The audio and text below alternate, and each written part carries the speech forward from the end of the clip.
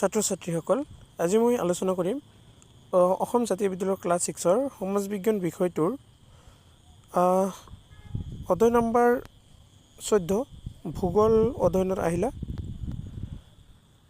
ভিডিঅ'খন ভাল লাগিলে লাইক কৰিবা, লগতে চেনেলটো ছাবস্ক্ৰাইব কৰি ৰাখিবা আৰু কমেণ্ট বক্সত নিজৰ নিজৰ নাম লিখি দি যাবা, ভাল লাগিব মোৰ।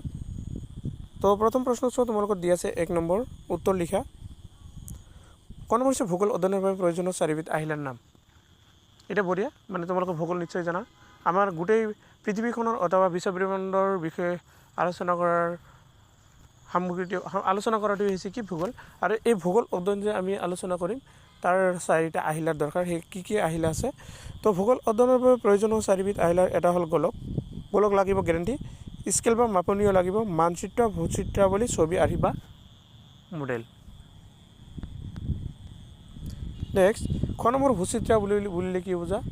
উত্তৰ হৈছে ভূচিত্ৰাৱলী হৈছে বিভিন্ন ধৰণৰ মানচিত্ৰসমূহ গোটাই একেলগে চিলাই কৰি লোৱা এখন কিতাপ। গ নম্বৰ মানচিত্ৰ কাক বোলে? উত্তৰটো হৈছে স্কেলৰ সহায়ত এটা নিৰ্দিষ্ট জগত কোনো এখন ঠাই সৰু কৰি কাগজত আঁকি লোৱা ছবিকে মানচিত্ৰ বোলে। এতিয়া 2 নম্বৰ হৈছে খালী ঠাই পূৰ কৰা। ক নম্বৰ হৈছে পৃথিৱীৰ পৰিধি 1.5 কিলোমিটাৰ, এইটো হ'ব 60 কিলোমিটাৰ। খ নম্বৰ হৈছে পৃথিৱীৰ উপৰিভাগত 1.5খন মহাদেশ আৰু 1.5খন মহাসাগৰ আছে। এই 7খন মহাদেশ আৰু 5খন মহাসাগৰ আছে। গ নম্বৰ গোলক পৃথিৱীৰ এটা দেশ, এইটো হ'ব কি আৰ্হি। আৰু খ নম্বৰ মানচিত্ৰক দেশ বুলি কোৱা হয়, মেপ বুলিও কোৱা হয়। এতিয়া তোমালোকৰ 3 নম্বৰ প্ৰশ্নটো চোৱা, কি কয় 3 নম্বৰ প্ৰশ্নটো দিয়া নাই। স্কেল বা মাপনীৰ সহায়ত কেনেকৈ বিদ্যালয়ৰ ছবি এখন আঁকিবা? উত্তৰ, স্কেল বা মাপনীৰ সহায়ত বিদ্যালয়ৰ ছবি আঁকিব পাৰি। ধৰা হ'ল বিদ্যালয়খন দীঘলে 100 মিটাৰ আৰু বহলে 90 মিটাৰ ঠাই আগুৰি আছে। বহীখনত 100 মিটাৰ বা 90 মিটাৰ আঁকি অসুবিধা হ'ব, গতিকে 100 মিটাৰক 10 চেণ্টিমিটাৰ বা 90 মিটাৰক 9 চেণ্টিমিটাৰ বুলি ধৰিলে বহীখনত বিদ্যালয়ৰ ছবি এখন আঁকিব পৰা যাব। প্ৰয়োজন অনুসৰি ধৰি লম মানটো ডাঙৰ বা সৰু কৰিব পাৰি। এনেকৈ সকলো ডাঙৰ সম্ভৱ ছবি মাপনীৰ সহায়ত সৰুকৈ আঁকিব পাৰি। মানে প্ৰয়োজন সাপেক্ষে আমি সৰু ডাঙৰ কৰিব পাৰোঁ, তাকে বুজোৱা হৈছে। এবাৰ 4 নম্বৰ কৈছে মানচিত্ৰৰ পৰা আমি কি জানিব পাৰোঁ?